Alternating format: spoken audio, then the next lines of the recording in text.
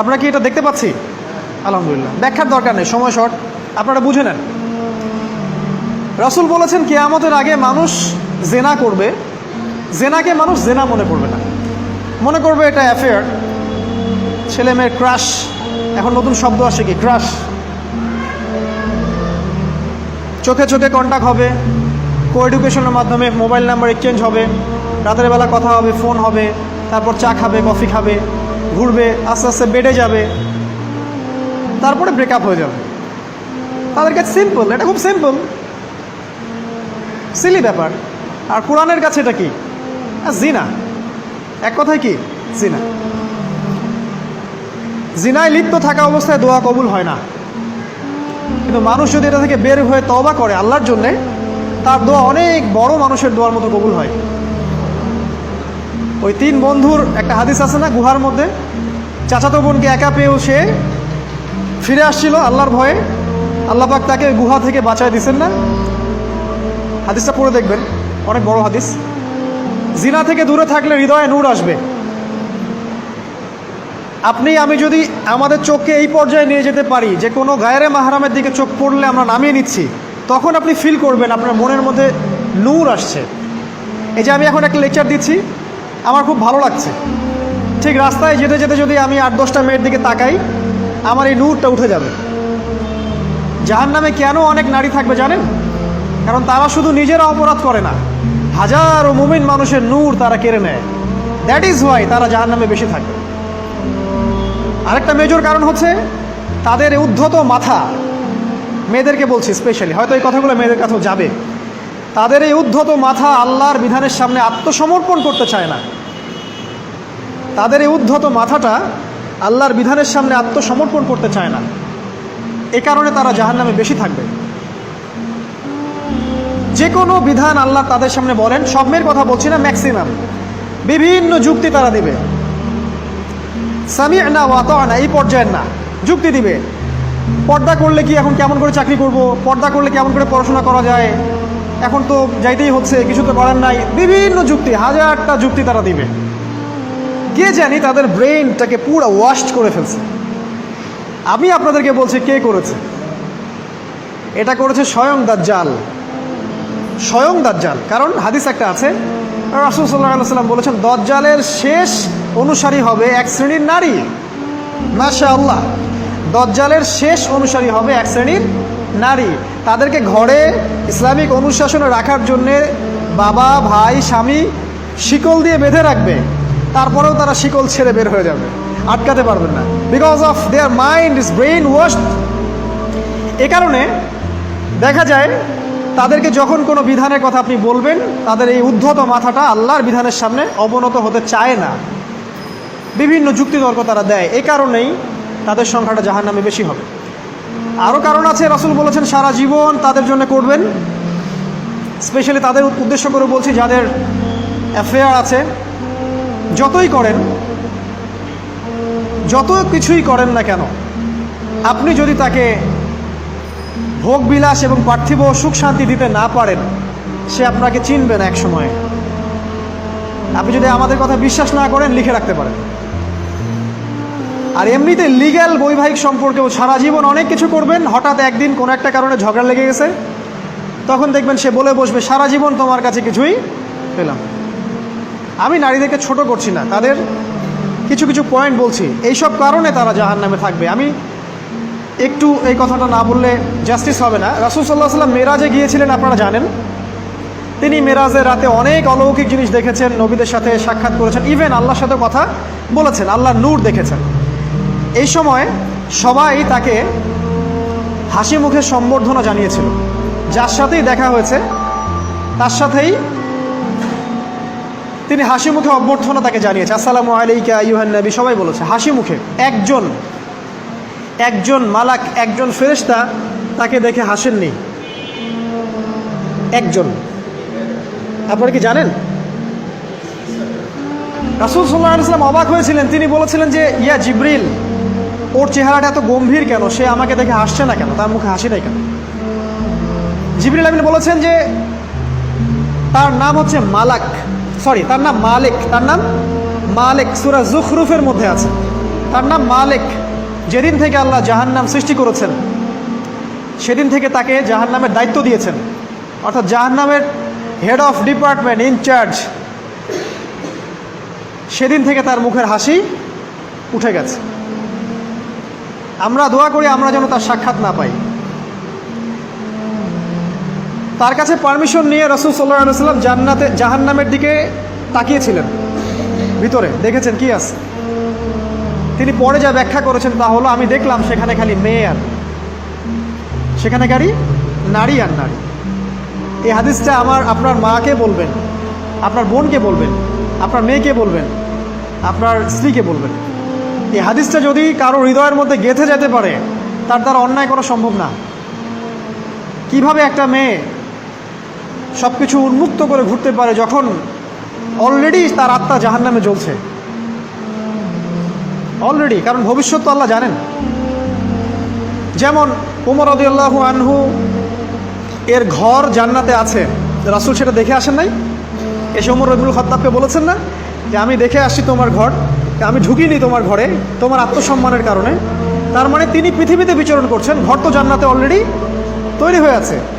মেয়েরা দিব্যি ঘুরছে এভাবে, এবং তারা মোটেও সচেতন না তাদের ঘর হয়তো বা জাহান্নামে রেডি।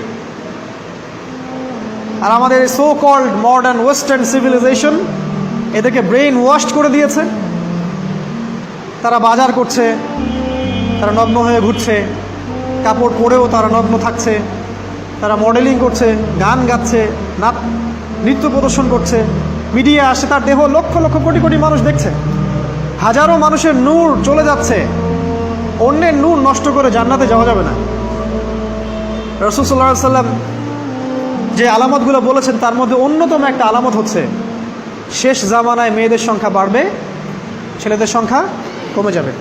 ইভেন একটা ছেলে 40টা মেয়ের দায়িত্ব নিবে। এটা আবার ভাববেন না 40টা ওয়াইফ, মা, খালা, নানি, ফুফু সব মিলায় 40। আর সামনে যে মহাযুদ্ধটা হতে যাচ্ছে এরপরে এরকমই একটা অবস্থা হবে যে ছেলেদের সংখ্যা পৃথিবীতে থাকবে না, খুব কম, এবং বেশি বেশি মেয়ে একটা ছেলের কাঁধে চলে আসবে। এখন অবশ্য আমাদেরকে ওই যে পশ্চিমারা শিখিয়েছে একটা ছেলে একটা মেয়েকে বিয়ে করবে। জেনা অনেকজনের সাথে করতে পারে, বাট বিয়ে একজনকেই করতে হবে। এখনও যদি কোনো হুজুর বা কোনো ব্যক্তি, হুজুর না, কোনো আলেম, কোনো স্কলার বা যে কোনো ব্যক্তি দুটা বিয়ে করে, মানুষ মনে করে something is wrong, something is wrong with him. এই লোকের কোনো সমস্যা আছে মনে হয়, এর মানে চরিত্র ভালো না, এর মনে একটা দিয়ে আকাঙ্ক্ষা পূরণ হয় না, something is wrong with him, তাই না? এই চেতনাটা দজ্জাল শিখিয়েছে এদেরকে। একটা ছেলেকে তৈরি করা হয়েছে সে যেন অনেকগুলা মেয়েকে বিয়ে করার ক্ষমতা রাখে, এভাবেই তাকে তৈরি করা হয়েছে। নাহলে আল্লাহ কখনোই 4, 3, 2 বলতেন না। হ্যাঁ, যদি আমি সমতা করতে না পারি তাহলে কি একটা কথা বলি, এই সাবজেক্টটা আপনাদেরকে হয়তো কেউ পড়ায় না। একটা বিয়ে করেও একটা ছেলে মিলকেল ইয়ামিন রাখতে পারে। মিলকেল ইয়ামিন মানে হচ্ছে দক্ষিণ হস্তের মালিক। মেয়েটাও জানবে আমি মিলকেল ইয়ামিন, ছেলেও জানবে সে আমার মিলকেল ইয়ামিন। এভাবেও একটা ছেলে একটা মেয়ে সিকিউরিটি, শেল্টার, ফুড সব কিছু পেতে পারে। এটা এখন উঠে গেছে, একটা সময় এগুলো ছিল। রাসূলুল্লাহ সাল্লাল্লাহু আলাইহি ওয়াসাল্লামের একটা ছেলে ইব্রাহিম, রাসূলের একজন ছেলে ইব্রাহিম কার গর্ভে জন্ম নিয়েছিলেন? কার গর্ভে জন্ম নিয়েছিলেন? রাসূলের জীবনী পড়তে হবে A to Z কয়েকবার, কমপক্ষে। আর রাহিকুল মাখতুম বইটা পড়তে হবে। মারিয়া কিপ্তির গর্ভে জন্ম নিয়েছিলেন। মারিয়া কিপ্তি একজন দাসী। এই দাসী মানে কাজের মেয়ে না, এটাকে বলা হয় মিলকেল ইয়ামিন, দক্ষিণ হস্ত। পারস্যের রাজা মিশরের রাজা দুজন দাসীকে রাসূল সাল্লাল্লাহু আলাইহি সাল্লামের কাছে উপহার দিয়েছিলেন। তার একজনকে রাসূল সাল্লাল্লাহু আলাইহি সাল্লাম নিজের করে নেন, বিয়ে করে নেন। তার গর্ভে জন্ম নিয়েছিল পুত্র ইব্রাহিম। এই সাবজেক্টটা আপনাদেরকে কে পড়াবে এখন? ইভেন এখন আলেম ওলামাও দুটো বিয়ে করতে ভয় পায়, মনে করে যে সমাজের মানুষ আমাকে কি বলে না বলে। সবচেয়ে বড় কথা হচ্ছে এই কাজ করার জন্য ব্যাকবোন শক্ত থাকা দরকার। ব্যাকবোন মানে মেরুদণ্ড, স্টিলের মতো, তাহলে এই কাজ করতে পারবেন। নারীর সংখ্যা যে বাড়বে, 40x1 হবে, তখন এই 39টা মেয়ে কী করবে? এখনও সমাজের মধ্যে নারী পুরুষের অনুপাত 1:4, মানে প্রতি একজন ছেলের জন্য 4টা করে নারী ঘুরছে সমাজে। এটা তো স্ট্যাটিস্টিক, আপনি ইন্টারনেটে গেলেও দেখতে পারবেন। এবং পশ্চিমা কান্ট্রিগুলোতে এগুলো আরও অনেক বেশি, ওদের অনুপাতটা আরও অনেক বেশি। তাহলে এই বাকি মেয়েরা আসলে করবেটা কি? সবাই যদি একটা করে বিয়ে করে, তাহলে বাকি মেয়েদের কী হবে? তারা কি পতিতালয়ের সম্পত্তি হবে? ওদের যৌন অধিকার নাই? ওরা শারীরিক, মানসিক, শেল্টার, ফুড, খাবার, পানীয় এগুলোর অধিকার রাখে না? এখানে নারীবাদীরা কি বলবে? সব নারীবাদী, এদেশের যত নারীবাদী আছে, সেকুলারিজম, এই নারীবাদীরা বেশিরভাগই দজ্জালের এজেন্ট। নিজ হাতে দজ্জাল ট্রেনিং দিয়ে এদেরকে তৈরি করেছে। আপনারা হয়তো ভাবছেন দজ্জাল তো এখনো বের হয় নাই, ট্রেনিং দিল কিভাবে? আমরা কি ইবলিসকে দেখি? ইবলিস নাই, ওর অস্তিত্ব নাই। এখানে ফেরেশতারা ঘিরে রাখছেন, এটা দ্বীনি মজলিস, কেউ দেখতে পাচ্ছি? তাদের অস্তিত্বকে অস্বীকার করতে পারেন? দাজ্জালও এরকমই একটা এভিডেন্স, এরকম একটা সোল।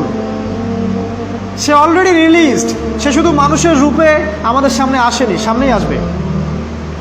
একজন ইহুদির যুবকের বেশ ধরে সে সামনে আসবে। কিয়ামতের এভিডেন্স হচ্ছে নারীর সংখ্যা বাড়বে, পুরুষের সংখ্যা কমে যাবে। আরেকটা এভিডেন্স হচ্ছে নারী পুরুষের পোশাক পরবে, পুরুষ নারীর পোশাক পরবে। পোশাক মানে কি? জিন্স আর গেঞ্জি? হ্যাঁ, এটাও একটা ব্যাখ্যা। ঢাকায় তো জিন্স আর গেঞ্জি চলছে, টি শার্ট। এখানে অন্য একটা ব্যাপার আছে, আমি সেটা আপনাদেরকে আজকে বলছি। সেটা হলো, এটা শুধু এই পোশাক বলতে শুধু গায়ের পোশাক বোঝানো হয়নি। আল্লাহ বলেনি নারীরা তোমাদের পোশাক, তোমরা নারীদের পোশাক। তার মানে কি? না, এটা নারী, এটা আমার ওয়াইফ। নো, কোরআনের আয়াত এবং হাদিসের আয়াতগুলো দুই রকম। মুহকামাত, যেগুলো স্পষ্ট, মুতাশাবিহাত, যেগুলো অস্পষ্ট, যেগুলোকে তাউইল, ব্যাখ্যা করতে হয়। আর তাউইল কারা করবে? যাদেরকে আল্লাহ জ্ঞান দিয়েছেন তারা করবে, সবাই করবে না। তাউইল করার পরেও তারা বলবে আল্লাহই ভালো জানেন। এজন্য আমি বলছি আল্লাহই ভালো জানেন, কিন্তু আমার ব্যাখ্যা হচ্ছে যে এখানে পোশাক বলতে বোঝানো হয়েছে যে মেয়েরা সামাজিক, অর্থনৈতিক, রাজনৈতিক সমস্ত ক্ষেত্রে ছেলেদের নেতৃত্বের আসন নিয়ে নিবে। You are agree with me? আমার সাথে এগ্রি করেন? পরিবার, সমাজ, রাষ্ট্র, সব জায়গায় they will play the functional role of male in society. তারা সমাজে পুরুষের ফাংশনাল রোলটা প্লে করবে, আর পুরুষ নারীর জায়গায় চলে আসবে। ওই যে পিছনে গিয়ে ইয়েস স্যার, সামিয়ানা, অতোয়ানা, এই হবে অবস্থা। এগুলো কি আমরা দেখতে পাচ্ছি? ব্যাখ্যা করার দরকার নেই। তবে একটা হাদিস না বললে ইলমের জাস্টিস হবে না। সেটা হলো, আল্লাহ রাসূল সাল্লাল্লাহু আলাইহি ওয়াসাল্লাম বলেছেন, কোনো কওম ততক্ষণ পর্যন্ত সফল হতে পারে না যতক্ষণ পর্যন্ত তাদের নেতৃত্ব দিবে একজন নারী। হাদিস কি আছে এটা, নাকি বানাই বললাম? তাদেরকে বুখারী খুলে দেখতে বলেন। কোনো কওম, আর রাসূল যখন একটা কথা বলেছেন, তার মানে পৃথিবী উল্টে গেলেও কথাটা সত্য হবে, কিছুই করার নাই। এই কারণে পশ্চিমার এখন খুব ভয় পাচ্ছে, কারণ রাসূল সাল্লাল্লাহু আলাইহি ওয়াসাল্লামের অনেক ভবিষ্যৎবাণী আছে কিয়ামত সম্পর্কে। ওরাও এখন খুব ভয় পাচ্ছে, ওভার কনসিয়াস, যে এগুলো তো হতেই পারে। এটাকে ঠেকানোর যত পদ্ধতি তারা অবলম্বন করছে, কিন্তু লাভ হবে না। প্রতিটা ইস্যু ওদের বিপর্যয় ডেকে আনবে। যে কোনো ইস্যু হোক, সেটা প্যালেস্টাইন বা কাশ্মীর হোক, সেটা আফগানিস্তান বা পাকিস্তান বা বাংলাদেশ বা বার্মা, কোনো ইস্যুই তাদের জন্য কল্যাণ বয়ে আনবে না। যদি কল্যাণ বয়ে আনে, শুধু মুসলিমদের জন্যই আনবে। কারণ প্রতিটা অন্ধকারের পিছনে একটা সোনালী সকাল আছে। এটা ওরা জানে না, কিন্তু কোরআন এবং হাদিস এটা আছে। অতএব কেউ ধৈর্যহারা হবেন না, ধৈর্যহারা হবেন না, এবং অধৈর্য হয়ে কোনো ইনিশিয়েটিভ নেবেন না। এমন কোনো ইনিশিয়েটিভ নেবেন না যার কারণে উম্মার ক্ষতি হয়।